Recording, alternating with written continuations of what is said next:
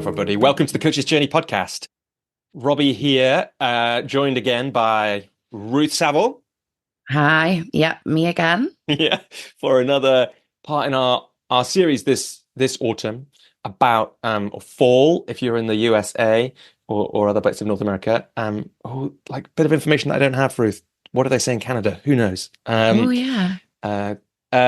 So obviously that's the important topic for this conversation is yeah. the different descriptions of this season in different parts of I'm the not Northern getting Hemisphere. dragged into that. So we're here this autumn talking about the coaching business flywheel, but really using that as a way to dive into what are the absolutely fundamental parts of a coaching business. That's what for me got exciting when we talked more about this in the first episode of the series, and there's links to that wherever you're listening. But I started when I learned about the flywheel concept from Jim Collins, I started thinking about it for coaches.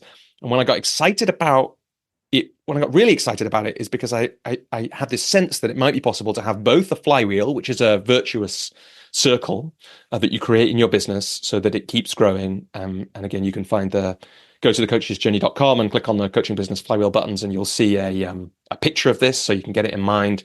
But I got really excited when I realized they might also be like the only things that you have to do to have a sustainable coaching business. And that's the kind of the 12-minute method part of me. So people who don't know, I've got a series of books about procrastination and productivity. So I'm really interested in like, what are the things we actually have to be doing? What are the peripheral things that we spend a lot of time and energy on, but don't help that much? So we've talked in that series about connecting with more people. We've talked about offering opportunities, to really taking agency over our business. And we've talked about creating insight and using that as a way to create clients. And then today we're going to talk about the fourth thing on the flywheel, which is telling people how you work, how much it costs, and how to pay you. And that kind of, for me, this is true, particularly of this episode and the next one, which will come out in the next few weeks. I really think with this one, it's pretty clear. If you never do this, if you never tell anyone how you work, how much it costs, or how to pay you, or do the kind of little sister or brother of this, which is accept someone's offer. Someone says, "I'll pay you this much to coach me." Like even in that, you're doing this, right? You're saying, "Yes, I accept that." But if you never do that, there can be no clients, there can be no money coming in. And in my definition of a sustainable business, there has to be some money coming in. For a coaching business, there have to be some clients. So really, if you never do this, if you never tell anyone that they can work with you in any way, then really you can't have a business. And that's what we're going to get into in this conversation. Yeah. And I think both Robbie and I have realized that actually it's such a massive conversation and it could be 3-hour-long episodes in itself. So we're going to try and be laser focused. And I definitely think that if you're early on in your coaching career and still maybe haven't decided on your offering or that kind of thing, to go back to Robbie's early videos that are also available as podcasts, just because I found those really useful in my early days. So there's how to structure an engagement, is there? And yeah, so it's a really good point. So some of these are on an episode. I think it's like episode 8, but the best way to kind of find them and get them is at thecoachesjourney.com /videos, or just go to thecoachesjourney.com, click the videos button. And I think it's the first set of them. There's a few sets on there. You can watch some coaching sessions. There's some more kind of, what do you call like digested stuff that I've done, but also there's these great videos. They're still some of my favorites. They're still some of the most watched ones, which are things like, I think it's called Why I Sell Coaching Over a Period of Time, Not a Number of Sessions. There's one which is how I structure a conversation with a potential client. There's one about how my fees evolved over time. Whereas I just say, hey, look, I used to charge £30 an hour. Then I started charging basically £50 a session. Then it went to whatever it went to. And you kind of chart that journey up to about 3 years ago, I think. And then there's a couple of other ones in there that are more detailed. We might touch on some of the things. I don't think it'll be possible to have this conversation without touching on some of those things. But if you want to go and watch those and get the really, especially like you say, early on. So those were kind of 2 to 4 years in to my business, most of them. So they were really the product of my experience of buying coaching and my experience of listening to what like masters and thought leaders in the field were doing. And so they're a really practical thing because they're like right after I've made these decisions, pretty much within a year or two, and tested them, That's where that comes from. So, but it hasn't changed. Most of what I do now is pretty much what I did then. So they hopefully give you that sense of a choice of, like you say, when I'm having these conversations about how I work, like how do I make the choice about what I say in those conversations? And Yeah. and that hopefully gives you a little bit more choice because that's what I love to do for coaches. Yeah. And I just found them a really good jumping off point for my own thinking. Yeah, exactly. That's how most people like. That's how I would advise people to use them. Right, see what insights created. Sometimes you might go like, "Oh, can see why Robbie's doing it like that, but I really don't want to do that." And the fees one is a great example. Like, actually, if people have experience of selling their own time already, you don't need to start. Don't start at £30 because I started at £30. Right? I was playing with my own set of stories around money, which we'll maybe get to a little bit, but yeah, there's plenty of detail in there, and exactly a jumping off point for thinking, a comparison, perhaps in some cases something really different to how you've heard other people doing it. All those things are really useful. So there's those to check in on, and the reason I guess we're talking about that now is this crucial thing that has to happen in a coaching business is that at some point you have to be telling people how you work. And you have to be offering them the chance to pay you. Otherwise, they can't pay you. And that's like one of the crucial pitfalls that many people fall into, including me, is essentially hiding from a conversation that feels awkward, and the potential of being rejected. But what that does, hiding from no, is it prevents yes. Right. And so like we can't work with anyone unless we're willing to put ourselves on the line, to accept the no. Another reason we hide, another pitfall is you've already touched on it, is the kind of money stories that we have, or we've already touched on it. It's like if actually sometimes we're hiding from it because we feel that receiving money for this kind of work is, is, I don't know, icky or immoral. And like we could touch on that a little bit. I think it is important to do that, do your own money work, basically. But the crucial thing is, yeah, are we having these conversations? I mean, it doesn't have to be a conversation. Let's catch that actually. So, for example, people can join the Coach's Journey community having never had a conversation with me. And that's the only place that you can do that. And we could talk about why that is, but in some ways it's not that interesting. But so it is possible to sell coaching to people without speaking to them, but the majority of business, like that's quite hard to do. And the majority of business, and even many of the people who are members of the Coach's Journey community, have been in conversation with me already and actually had the conversation about how it looks, how it works, and how to pay me in a conversation. So mostly in coaching, almost always, almost every coach who has a business, especially a one-to-one business, but including group work, will have this conversation in conversation with people. You don't have to do that. You can do it as a follow-up email. You can have it on your website, all those things. But mostly my experience is a very useful thing to do is to practice doing this so that you can do it in conversation, so that it becomes part of the work as well. So, yeah, like you just said, you don't have to do it in a conversation. You could do it in a follow-up email. It could be on your website. But what you said was, you have to be doing it. So I was just going to say, like, what is it? Yeah. Well, I mean, it's really clear in this one. I don't think we need to define. We don't need to define it much more than it is on the flywheel, right? At some point, you have to explain, this is how I work, this is how much it costs, and this is how you pay me. And those Yeah. things are the crucial ingredients. So you can do that in an email. You can say, it probably is worth making a distinction. The how I work, it needs to be at least logistics. Well, it is almost always at least logistics, but it can also include, these are the principles, these are the things we'll cover, this is how it'll go, this is how it'll feel. How much it costs is very clear. It's a number. It's X pounds or dollars for Y months or sessions. People work in all kinds of different ways. We can kind of talk about that. That's not really, but in some ways that's not really the conversation I think we need to have here. And this is how to pay me. Put your credit card details in here. Here's my bank details on an invoice. Here's how you sign up on Patreon or on my membership site, whatever it is. So that's the crucial thing. At some point, and in the way that, for example, I'm influenced heavily by Rich Litvin and the Prosperous Coach, in the way he would advise, you do it in a conversation after you've created a powerful coaching experience with people. In the flywheel, usually it comes after you've created insight for someone, because that's you've already connected with them. They've already experienced you more. You've already created insight for them. At that point, they're what a sales professional would call a warm lead or something like that. They're definitely not cold anymore, right? They know something about who No. you are, and they are likely curious. Likely, I would say if you want to get more yeses, you should only be doing this conversation when people are curious. Maybe they ask literally, but usually you can just sense it, and offer them the chance to have the conversation. Okay, I just want to slow down a bit on that. Yeah. So you said it's best to have this conversation after you've had a coaching session with them or a powerful coaching session with them. Yeah, let's maybe do a couple of things. So, one of the really crucial thing here, and one of the things we're trying to do with the coaching business flywheel, is give people a set of activities that if basically they just dial up the number of times they do that thing, their coaching business is likely to be more successful.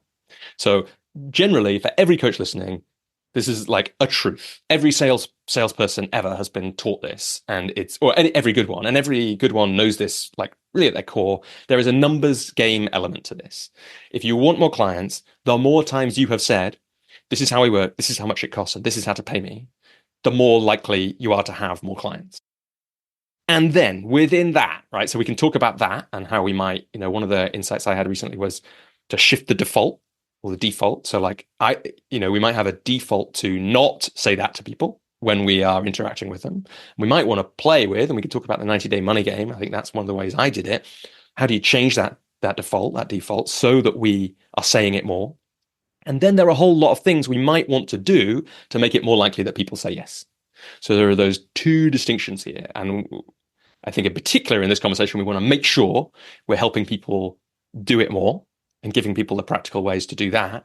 But as part of that, you almost can't help but have the conversation, to use the flywheel language, like, yeah, but also when I'm doing it, I want to get some yeses. I want to get as many yeses as possible. And for me, like that's, the giving people the opportunities to experience us more, having had meaningful connection with them, having created insight for them in some way. And a great way to do that, we talked about it last time, pure and undiluted coaching experience is a great way to do that.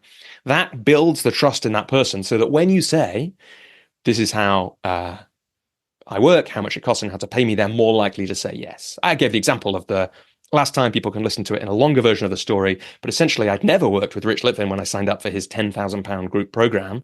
But I spent so much time with him through his book, through audio, through video, that I was so close, and I just needed the conversation, the explicit explanation to kind of take me over that line. And we can structure our businesses so that we're in that place. And one of the ways to do that is to build in the pure, unadulterated experience of working with us by gifting people a coaching conversation. So did you speak to Rich Litvin or did you just book through his website? Yeah, no, it's amazing to think back. Like I didn't need to. I knew I didn't need to. And so in that example, and we could talk about a Robert Holden example as well, because that wasn't quite as much, but it was a very similar thing. So with the Prosperous Coach Salon, no, I was basically up for it. And then I think that what happened, I can't remember the exact order. I booked in a call at that stage. It'll be different now. He doesn't run the salon. It would have been different a couple of years earlier. At that stage, I spoke to Giovanna Caposa, who was working for Rich at the time. We had her back on the podcast. We'll link to that. She's fantastic, and she was doing his like sense check, I think, and a sense check for us, right? Like for the people buying in. But no, so I didn't speak to Rich before that. I can't remember if I'd been on live calls with him. I'd consumed plenty of his content, and we talked about that a bit last time. A little different. So I did a success intelligence mastermind with Robert Holden about 2 years ago. Similar thing. Like I'd been to workshops of his, I'd listened to audios of his, and then but it was a call with Robert at that crucial moment. So I was basically sold. I was inquiring after it. He'd told me how he works, how much it costs, how to pay me on the website already. So I'd had that there, and there was still a conversation to from both sides at that stage. Like it's like if I'm going to be one of 10 members, I think, or it ended up being 8 in the salon with Rich, or I can't remember, like 15 with Robert in that mastermind. Like, you want to know the person beforehand. And they would have both known some of the people in those groups more than they knew me. But by the time we were having that conversation, by the time I was looking on the website, by the time I was hearing about these programs in different ways, there was so much built up trust, so much insight had already been created that the yes and no at that point was pretty much effortless. I mean, effortless for Rich. Giovanna had to do something. I guess he had to do something to pay her, so it wasn't completely effortless, but and relatively effortless for Robert at that point. Yeah. Really, at that point, they were just doing the thing which is important to have as part of this conversation somewhere. Again, this is why we were saying it could take 3 episodes. Is that as part of this, you don't have to make this offer to everyone, right? And in fact, you shouldn't. One of the crucial things we can do is we can filter. And my guess would be Rich and Giovanna, one of their Robert for the mastermind and Giovanna for Rich's group program, one of their roles was to check the people, right? Was to check, is this the right person to be working with me or with Rich right now? Like, actually, is this the right person to have as part of this mix? Because that is a part of this too. But we could get a bit sidetracked with that, I think. And yeah. also, like, a lot of what we've just said is actually about giving people the chance to experience you, isn't it? And obviously, Yeah, as we've noticed all the way through, in some ways, each point on the flywheel isn't actually perfectly separate and in and of itself. But yeah, I'm just gonna like push us along a little bit. So can I ask you what you do after when you've had a powerful coaching conversation with someone, then what happens? Yeah, so I think with this one, just to I love the way you're moving us along, but I'm going to refuse the question because there's a video about that. So people can check out that Okay. video about having a potential conversation with a potential client. It says really, I'm pretty sure it says really clearly, pretty much what I do now. So like the crucial thing to say now is the way I work is the conversation. This is a Giovanna metaphor, actually. The coaching sandwich. So the session with a prospective client starts with some contracting. Here's what we're here to do. We're gonna but this is important, right? Because this helps me definitely do the last bit. So this actually really matters. So the start of the call with a potential client, one of the things I say is we're partly here because you are interested in becoming a coaching client. That's often the stage we're at that point. Don't know how it's happened. We could talk about that. We kind of have in the connecting bit, but you're here because, so at the end of this conversation, a few things might happen, and then watch the video to find all of them. But one of them is we might both think that us working together would be a great thing. And so in that case, we might talk about how that works. Then there's a load of coachings. Then we're going to step out of contracting and we're going to step into what's it called? Steve Hardison calls the hallowed ground of coaching, right? We're going to step into that. We're going to do coaching. The way I love to work, we talked about it before, is get everything else out of my mind, focus purely on coaching, on creating as insight, on serving deeply. Then at the end of it, I'm going to check with the person. Like, how was that session for you? What were the key things you took away? What was most useful for you? What stands out? Always would advise coaches to ask that question. When you're starting out, it feels scary because you're worried they're going to say, nothing stands out. There were no insights. I had a terrible time. But you ask the question nicely, what was most useful? There's really no way they can say anything but something useful to that. And at that point, once you've heard that, it does a couple of things. It reminds them that it's been useful. It checks for you that it's been useful. If I feel that way at that point, I say, okay, I'm so glad it's been so useful for you. So it feels like the time, like I said at the start of the conversation, that we might have a conversation about how I work, how much it costs, and how to pay me. I don't say that exact thing. I say, but I could do now. It'd be quite a cool thing because it really just signifies there's a financial transaction to happen here. And again, if we want this to be a sustainable business, if we want to be able to continue doing this work that most people listening to this will love doing, then there has to be an exchange of money. At that point, then we get into that conversation. It's looked differently at different times. It's probably worth saying a couple of things about that. So my view is, if your fee that you're asking for is less than about £2,000 or $2,000, somewhere just a bit shy of that, it always worked for me to essentially at that point just say, this is the logistics of how we work together. You were just in a session. This is the logistics. At different times, again, you can watch that video about how my fees have evolved to hear a bit about how my engagements have evolved. It's like we'll meet roughly every 2 weeks for 4 months. It costs £1,500. if you need extra sessions, you can have them. That's how I was working. I'm your coach for 4 months. I found that was enough for the proposal. And then I'll send you an invoice, and then as soon as you pay it, we're good to go. After about £2,000, I noticed that didn't work as well. And we needed to get into, I think in the video, I mentioned a Litvin video in one of those videos that's on the Coach's Journey website, which is called the art of the proposal. Yeah, that's a good one. I've watched that. We can link to that. I basically still use, my own version evolved over, I probably watched that 7 years ago. So 7 years of evolution into being more Robbie and less Rich.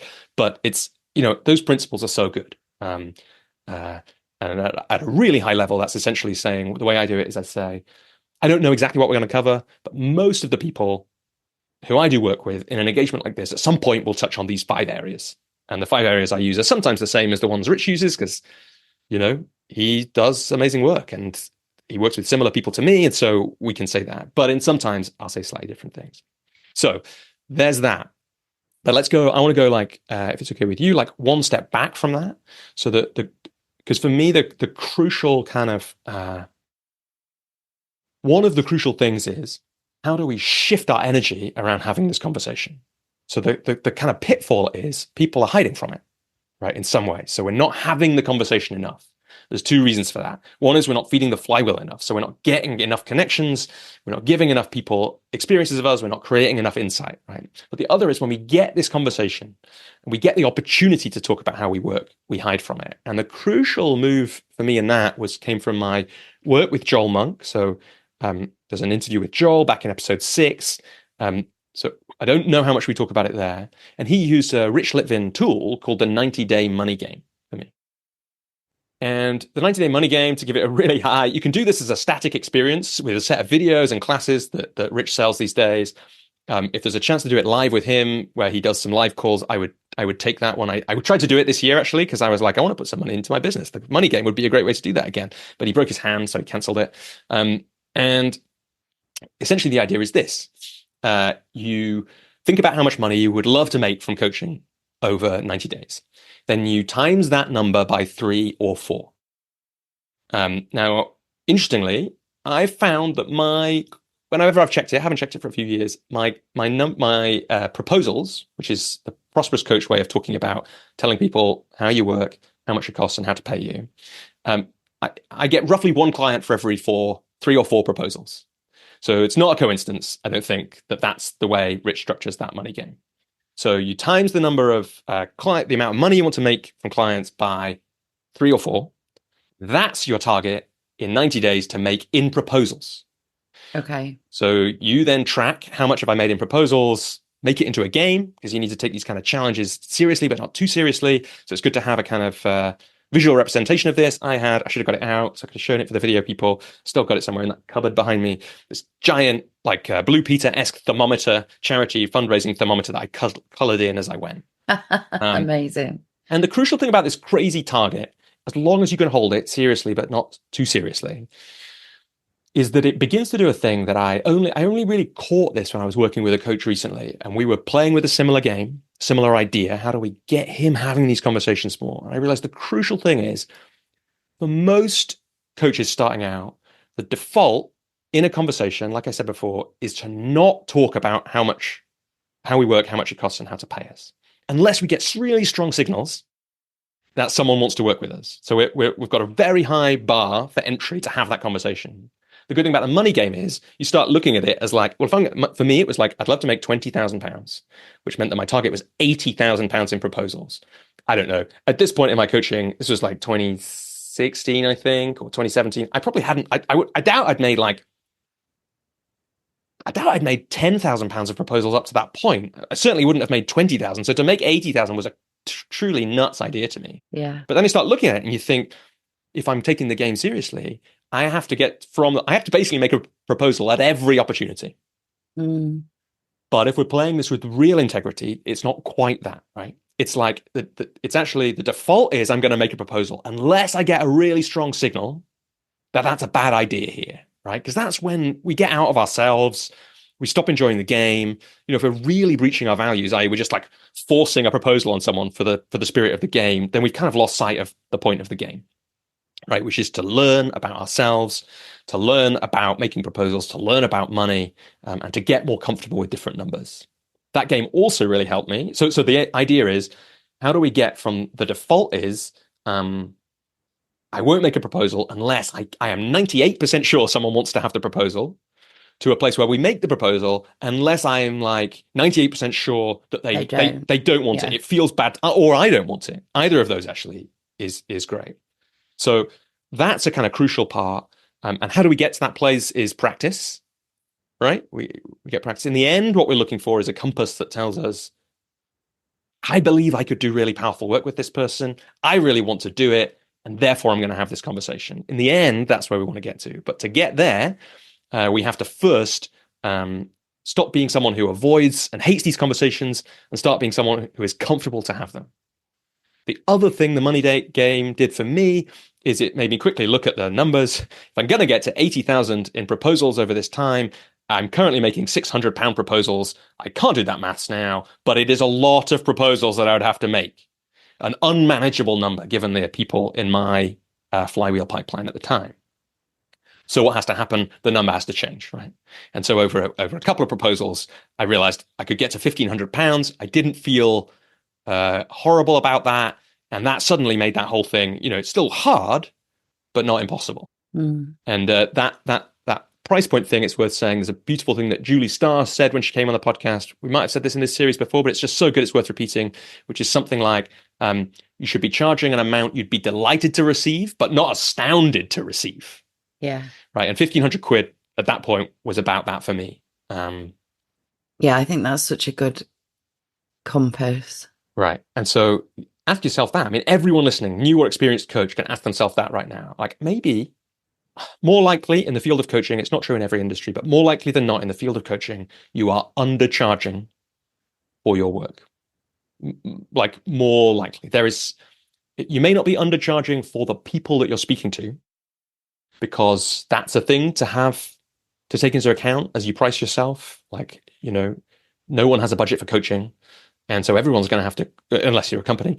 And so pretty much every individual is going to have to take their money from something else. We all have only so much money in our life right now.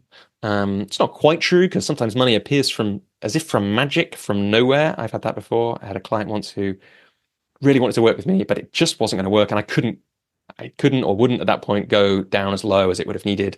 And then her gran, this is a crazy story, her gran had a car accident, like, I can't remember, 2 years before, finally got the insurance payout from it, gave some to this woman, and it was basically pound for pound the exact fee. Yeah. So you never know. And I think that also highlights, sorry to interrupt. Yeah, no, it's good. But it highlights that we make up shit about, oh, they can't afford it, or, oh, well, I know they've lost their job, but you don't know if they've got a grandma that's had a car crash. So have the conversation anyway. It's absolutely true. So let's like just slow down and do a couple of other kind of principal points that I think are really important. Oh, no, sorry. I want to ask you, how much did you propose in the end? Yeah, I didn't hit 80, but I did, I got pretty close. I think it was like 68 I got to. Wow, that's amazing. So it's in worth 90 saying, days, 3 months. Exactly. It's worth saying a couple of things about that to make this real. So this was the period, like that money game essentially was the period where I went from coaching part-time to being like, this works now. And there were kind of three parts to that. Well, two parts to that, really. So one part is that I got to that £1,500 price point, sold that a few times, and suddenly looked at those few months and was like, I was working in the charity sector doing a fairly junior job. And so it was like, actually, I made more money this quarter from 2 days a week plus evenings of coaching than I had from my charity job. And that was only true because I'd more than doubled the fees, right? But no one was being ripped off at that point. No one felt awkward. £1,500 is quite a good price point, because actually a lot of the people I was speaking to, not all of them, but a lot of them had kind of £1,500 of money somewhere. That actually, for the purposes of a crucial moment in their life or career, it felt like a good thing to do, The other thing that happened, though, so one way to, when you're playing a game like the money game, you've got to make your own rules. we talked about this with connections, right? You've got to decide what counts as a connection. You've got to decide what counts as a proposal. Well, for me, like one of the way I define it is during that period, my friend Joe, who runs a company called 64 Million Artists, wasn't my friend then. She was this woman that I'd sat opposite at a desk when she hot desked in our company offices once. And I'd met her like 2 other times. Emailed me out of the blue, said, I've accidentally landed this leadership program at a university. Coaching's going to be a part of it. Do you want to do the coaching? Now, I could literally remember where I was when I read that email. Because it was like, what the F is going on here? Right? Like, I can't possibly, and I can kind of feel it now. I got a little shiver. It's like, I can't possibly do this, is the instant response that I can still kind of feel. Like, who me? Why me? Why is this amazing woman asking me to do this? Right? And yet, if I'm playing this game, this is a way to do it, right? There were going to be 18 of them on the program, 6 sessions each, £100 an hour. If I say, yes, Joe, I'm up for doing this, and suddenly I can't do that, 18 times 600, more than 6 grand, somewhere upwards of that, maybe 10, I get to color in 10 grand on my thermometer. On your thermometer. And so it's like a crucial moment. Now, I don't know, like I can't say that the game, I wouldn't have said yes without the game. I'd like to think I would, but the game helped because it said, look, I need to at some point be telling people how I work, how much it costs and how to pay me.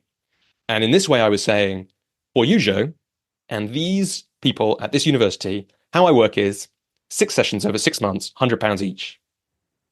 I'll invoice you, you know. And at that point, we get to jump that up. What also happened was, again, who knows what fees in, but that was when I also discovered the opportunity to work for BetterUp in their early days. So I also got the chance at that point to say to them, yes, I'm up for doing this.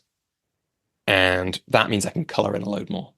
But in around that was a whole bunch of some 1,500, some 600, the odd £150 here and there of proposals that, you know, because neither of those did I count as, you know, £50,000. So it took, I mean, let's think about it. It took a whole lot of proposals to get to that point. And the energy around it after that was really different. Around the money, around the fees, around what's possible. So it's really important to point at that. Yeah, and I think it goes back to what we were talking about with invitations. The more you do it, the easier it gets. It's true. I mean, I got to say, like, again, we got to hold that thing carefully because I don't always feel super comfortable about it now. Like, even though I've changed my prices a bit in the last few years, but not that much. And it doesn't, you know, I'm not like leaping for joy to have that money conversation. But I know that without it, none of what I want is possible. And therefore it has to happen. And I've done a lot of work. Like, it is really important. We can put some links. They're probably in the links on those videos as well. Like, a really good experiment for you all is to you could do, like, if it was because Robert Holden's in mind, we were talking about him. His thing would be like, money. You know, write down 10 times. Money to me is ... Complete that sentence.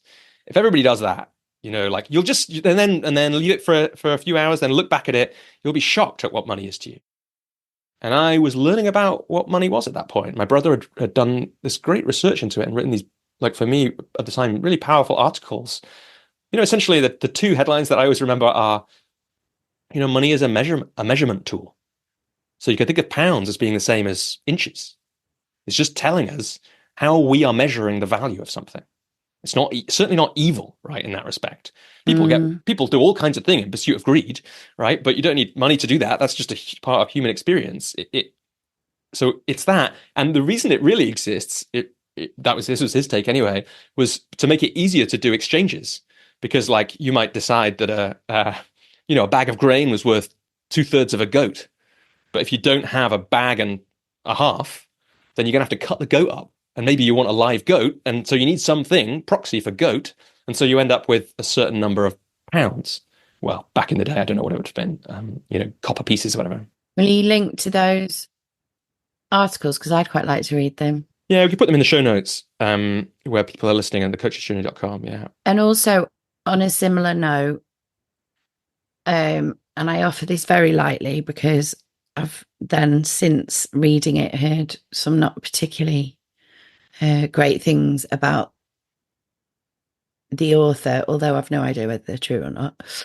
Um, there's a book called You're a Badass at Making Money by Jen Sincero. And whatever you think about her and her work, what it made me do was really look closely at the stories at my stories around money. And it made me have some really interesting conversations with family and friends, and realizing that I was holding perceptions from being like a kid. And I think doing, as we always say anyway, you've got to do the work yourself. And I think that's some really interesting work that you can do. And I also think that there is something, and you kind of touched on it at the beginning, with coaches slash creatives about wanting money, desiring money isn't a good thing. And I think it's just those are interesting things to dive into, although obviously we're not going to do that now because we're already over time. Yeah, we have to say, yeah, for everybody listening, you'll see, if you look back at the rest of the series, you'll see how much we have kept to our rule for, good episodes about 30 minutes, and then we did 50 minutes, I think, didn't we, on offering opportunities. Was it that long? Yeah, but it was good. It was good. So let's have a just think. I'm just kind of looking at my notes, trying to sink in. I think we're basically there on this. I think we've kind of covered it. What you just said there is beautiful and important. Like, we all have these money stories. I'm super grateful. I grew up with not much money, and actually, when I look at that now, I'm super grateful for that, and a couple of reasons. One is, like, I kind of always had in me this story because it was the way my mum and dad had lived, that money wasn't the most important thing. And also, I know how to get by. Having said that, so the way my money story sometimes holds me back is I don't put enough attention on it. But these days, but before, it used to be all the things we've just been talking about. That money is bad. The only rich people can only become rich by being selfish. I had all these crazy stories, which is just like, now I look about them. I've heard it called lefty guilt. Oh, definitely. Yeah, exactly. Like, yeah. and I like, but when we're in these stories when we have them, and only when we get out of them do we look back and go, wow, that was a really simplistic black and white view of the world. How was I so foolish as to hold that? And yet, of course, I was foolish to hold that. All the views and worldviews that we had a long time ago, the beliefs that ran us before we saw them, all of them look silly when you have a more complexity fit viewpoint, which is what the great thing about all this is. For coaches, this is, like you said, important work to do. If you're in coaching, you probably love the thrill of insight that we talked about in the previous episode. You love doing this powerful work. These are amazing places to get coaching.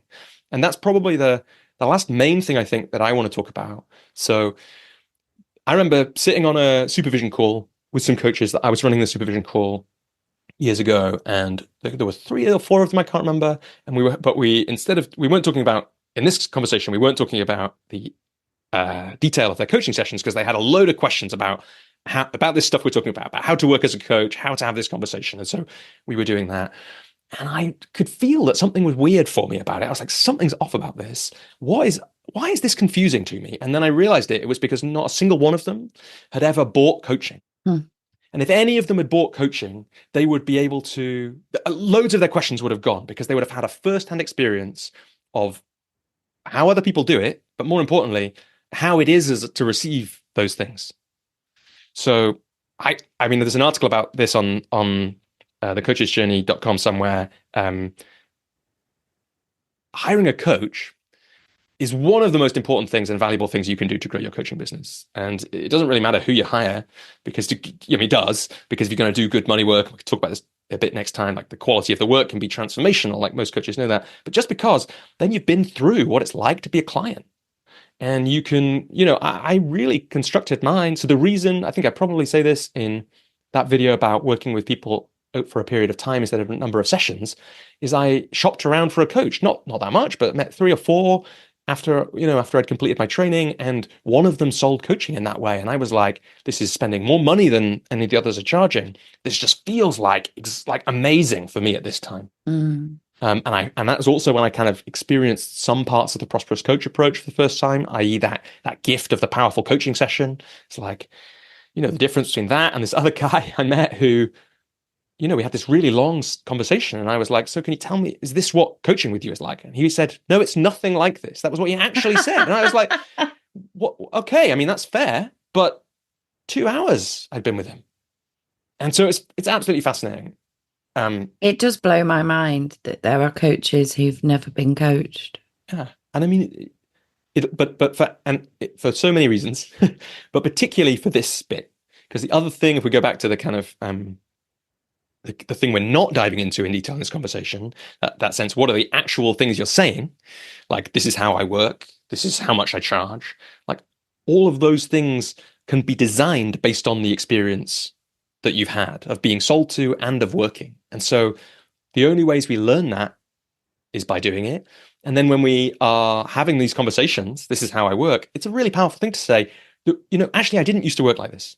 I used to work differently. And then the reason I changed it was because, it could be either of these. It could be I saw with clients that it'd be much better to be able to offer these kinds of extra sessions here and there, or I like longer sessions, or it could be when I was being coached. This is what I loved. And so now I want to provide that for all my clients. And that does a couple of things. It gives credibility to you.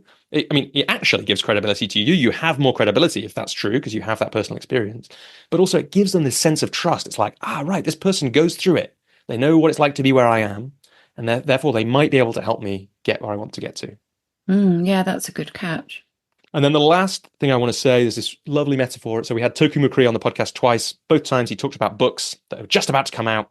Neither one has come out yet. Come on, Toku. And one of the bits I loved from a chapter of his unreleased Zen coaching book is the metaphor of the handle on the cup. So the water in the metaphor is the work. The cup is going to be your coaching. The handle is the thing you tell people so that they can grasp the coaching more easily. That is what we're trying to do in this. If you don't tell them, this is how I work, this is how much it costs, and this is how to pay me, they might take your cup from you, kind of. They might be able to get the water of your work, but it's going to be a lot harder than if you just give them a really nice handle they can get hold of.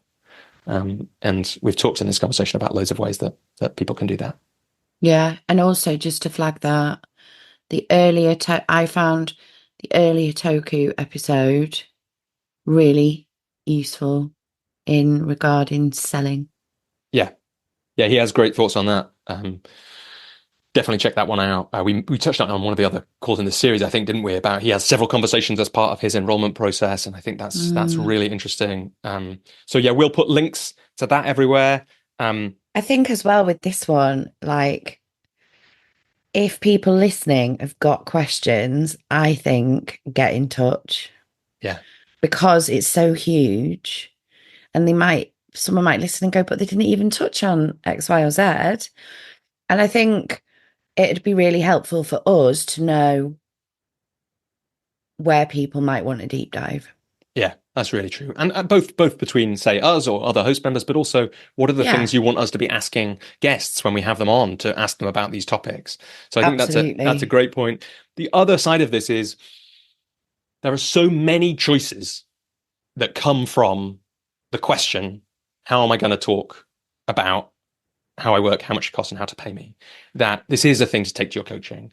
It's also a thing that I love about the Coaches Journey community and that group work with coaches. You don't have to do it with me. Like, if you have a group supervision, the great thing about that is take this one time and you'll start to hear what other people are doing. And you'll also it's of such great service to other people to be willing to have this conversation publicly about how you work and why and how you came to it. Yeah. Because we can learn, like we said, that's why those videos can be so useful, because it's such a personal decision. Every coach does amazing work, or can do amazing work.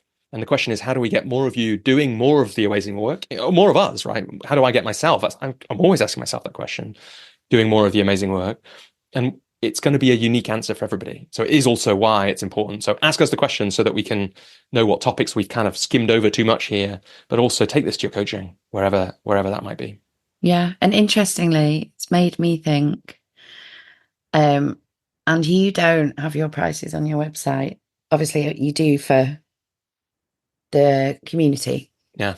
But it's made me think I might want to put my prices on my website. So there you go. Yeah, there's the thing we haven't got into. Like, when is the perfect time to tell people your cost? You don't want to have people turning up who definitely can't afford it. Sometimes it's nice to prepare people by telling them a number in advance, but mostly I personally find it really distracts people. So I choose not to have my one-to-one prices on my website. I used to like it when I had a group coaching program on the website because that gave people I used to run a group coaching program for kind of leaders and career changers, and I liked that because then that gave people a little grounding in that it's going to be more than 1,800 quid to work with Robbie one-to-one. Yeah. But yeah, and there's other reasons why I do for the coach's journey, but like there's no right answer to that. Just like there's no right answer to any of this. No, and I tend to chop and change. So sometimes, like in the past, I've had my prices on my website and then I've taken them off. It's so true. Ruth, let me do the timekeeping thing. Food for thought. Food for thought, exactly. Let me do the timekeeping thing now. Normally, on everyone's podcast, I'm always the person people have to stop talking. But here today, I had to stop you. Thanks for listening, everyone. We'll be back in the next few weeks with the last episode in this series. Drop us questions about any of this that we can pick up. You can find more about the flywheel. We haven't really talked about that at Coach's Journey. At thecoachesjourney.com. And also there, actually, it is worth saying, because this is kind of, as we're doing this deep dive in when and how this comes, there's some stuff about this and how I work and how to pay me in the Coaching Business Flywheel. In the Coaching Business Flywheel Booster Pack, which is a thing you can buy with some template emails. So people can check that out. But yeah, mostly we hope you've had you've taken loads away from this conversation. And I just really hope you make people tell more people how they work, because it really is the kind of, it really is a block in a coaching business. Like, if you can double the number of times you say it, you're going to probably double the number of clients you have, even if that is from 1 to 2. It's tempted me to do a money game, because I've never done it. I've done like an invitation challenge. Yeah. It's good to do it with somebody else, coach or otherwise. It's good to, and it crucially, like all these crazy targets we might set ourselves, you've got to hold it perfectly. But yeah, I found it really useful. Yeah. Awesome. Thanks, Robbie. Thanks, Ruth.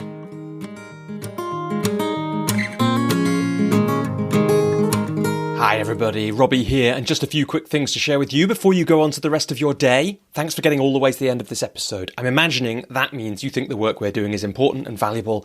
We think so too. That's why I want to tell you about a way to support the coach's journey and get coaching from me and be part of an amazing group of coaches. And that is join the Coach's Journey community. That's my flexible, affordable group coaching program for coaches. You pay between £20 and £100 a month and get access to a certain number of group coaching calls a year, plus some one-to-one time with me if you're a full member, and various other benefits. Now is a great time to join because the November call is open to Diamond members, meaning you can pay £20, come along, be coached by me, be connected to other amazing coaches on their journeys, and if it's not the right thing for you, just cancel after that. So you come along, get access to a group coaching call full of content, full of insight for you to use on your journey for just £20. And if it's not right for you, you just cancel after that. And if you want to stay a member, which of course we hope you will, then we'll see you again in the new year at the next Diamond members call. You can find out loads more about that, including reading testimonials and finding out, answering hopefully all your questions at thecoachesjourney.com/community. If that isn't right for you right now, you can also become a supporter of the podcast. Find out about that at patreon.com/thecoachesjourney. You can give us some financial support in exchange for various benefits. And if that's not right for you either, then please just click subscribe or follow wherever you're listening to the show. That really makes a difference to us being able to continue to keep this show free. Thanks so much to everyone who has supported the Coach's Journey over the years, but in particular, thank you to Alex Whitten, Alison Malone, David Norris, Jessica Jem, Joey Owen, Linda Ransom, Lucy Braun, Alan Bedding, and Nick Wells for your ongoing support. Thank you too for listening, and we hope to have you back with us on the Coach's Journey podcast sometime soon.